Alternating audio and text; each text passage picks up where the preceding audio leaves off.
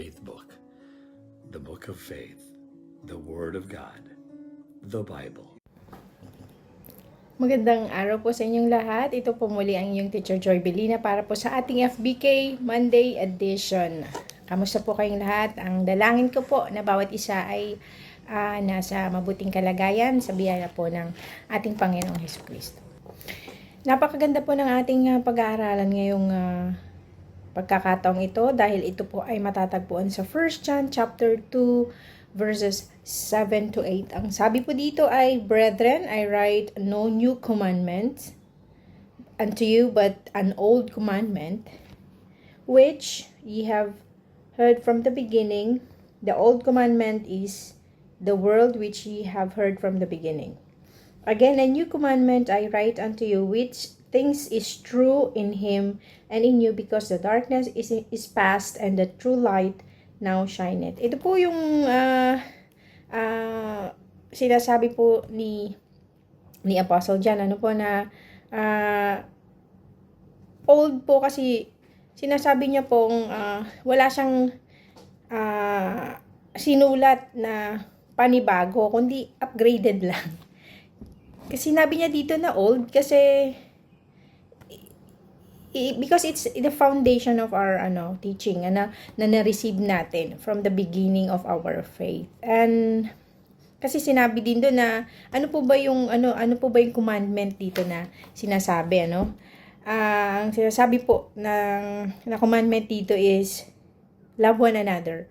Na makikita po natin yan sa John chapter 13 verse 34 na a new commandment I give to you is to love one another. And yung love one another na yan, makikita din po natin yan sa Leviticus 19:18 na sinasabi doon, say, do not seek revenge or bear a grudge against anyone among your people, but love your neighbor as yourself. So, love your neighbor as yourself or love one another. Ito po yung kasi po, di ba, before pa, tinuturo na po yan yung love your neighbor as yourself. Pero, kaya po, inilagay dyan ni John, a new commandment unto I write a new commandment unto you, which is true in him and in you. Kasi nga dito, yung new commandment na yan is na perfect, demonstrated na siya perfectly ng ating Panginoong Yesus, It became very real kasi before it was just it's hearing and then pag-aaralan mo lang, hindi pero dito kasi na siya kaya nga nyo kasi yung pag-ibig ng Panginoon was perfectly displayed na, especially when He died on the cross, diba? So ano po yung sinasabi niya lang love one another dito na kasi 'di ba ang new commandment dito is you have to love one another according to John 13:34. And sa love one another na 'yan, nakapaloob dito po ay yung caring for others. Di ba minsan may mga disagreements tayo.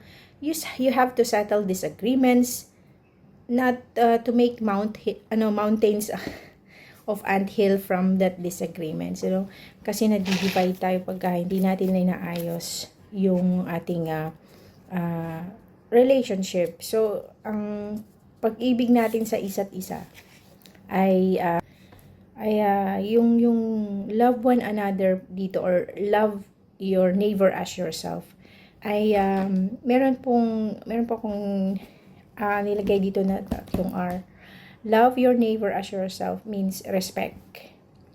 We have to clothe ourselves with humility na regardless kung anong life journey nung kapatid mo na yan o ng ibang tao, we have to respect them because they are created in the image of God and deserving of our respect. Hindi natin po pwedeng yung respeto natin kung kung gusto lang natin kasi itong tao na to is kilala or anumang status ng buhay.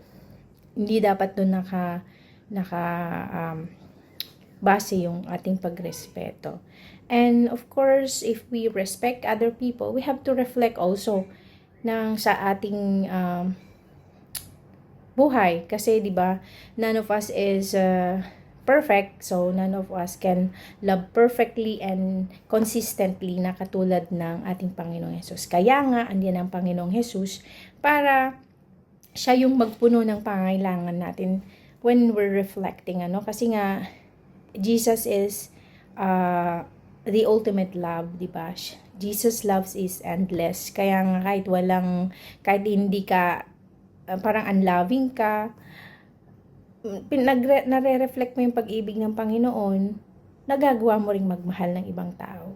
Kasi lagi mong nilalagay yung sarili mo doon sa pagmamahal na ibinigay din sa'yo ng Panginoon. You have to always reflect yung pag-ibig ng Diyos sa buhay mo kasi nga kailangan mag-reflect sa'yo kasi nga, di ba, hindi ka din kaibig-ibig pero inibig ka ng Panginoon. You have to always reflect yourself na meron ka na ng pag-ibig ng ating Panginoong Hesukristo. Kaya, kailangan laging nakabase din yung pagre-reflect mo sa ibang tao, sa sarili mo, doon sa pag-ibig na binigay sa'yo ng Panginoon. And of course, we have to reconcile ourselves also.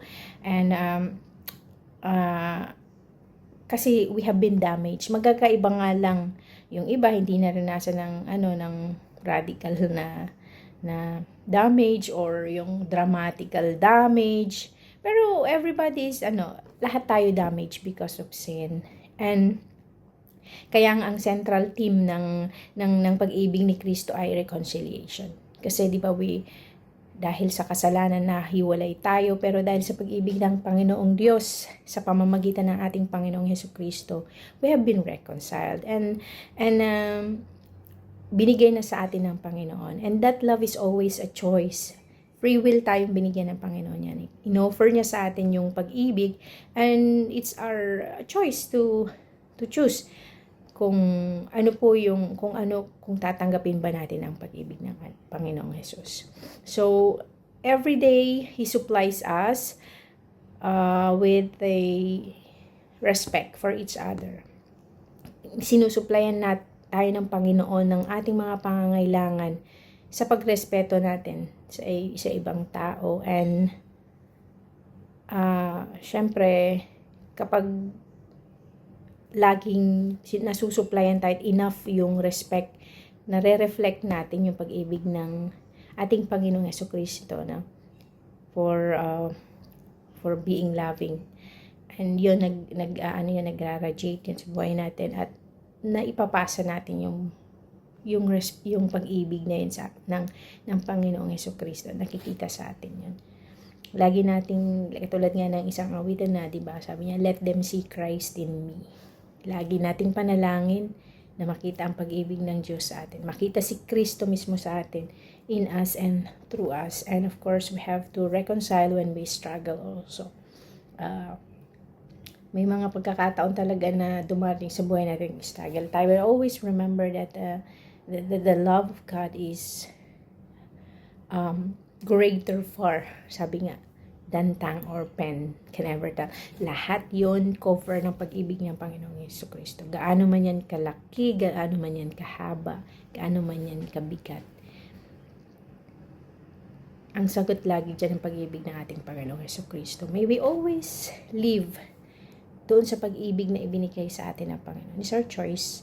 Kasi free will po nating magmahal. Pero once na ang buhay po natin ay nasa Panginoong Hesukristo, dapat ang nakikita palagi sa atin ang pag-ibig ng Panginoong Hesukristo. We have to extend the kingdom, the love of God sa bawat isa. So thank you po, ayun po, and ingat po tayo. God bless po. Manalangin po tayo. Panginoon, maraming salamat po sa aming napag-aralan. Lagi po namin makita ang pag-ibig mo sa bawat isa, maging sa aming buhay, Panginoon. Kung paano mo kami inibig, ay ganun din po kami umibig sa iba. Salamat po. Tinataas namin yung pangalan sa pangalan ni Jesus. Amen. God bless everyone po.